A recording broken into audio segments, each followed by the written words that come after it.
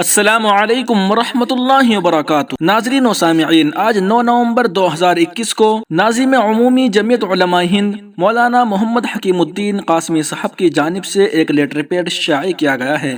میں آپ کے سامنے پیش کر رہا ہوں، سماعت فرمائیں۔ جمعیت علماء کے نام سے چل رہے واٹس ایپ کے ایڈمن حضرات کے نام۔ جمعیت علماء ہند کے نام سے جو واٹس ایپ گروپس بنائے گئے ہیں، ان سے متعلق لگاتار یہ شکایت موصول ہو رہی ہے کہ ان میں بالخصوص اکابر علماء کرام کے سلسلے میں توہین آمیز مضامین شیئر کیے جا رہے ہیں۔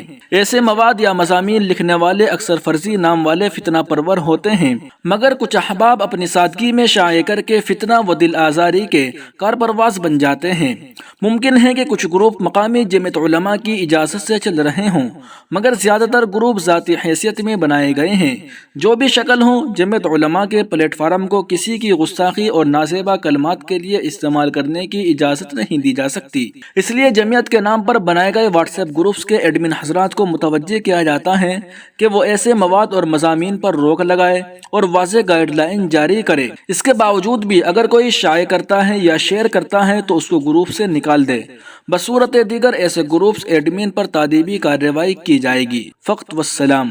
دوستو، اس پیغام کو اپنے تمام واٹس ایپ گروپ میں شیئر ضرور کیجیے گا۔ شکریہ، جزاک اللہ۔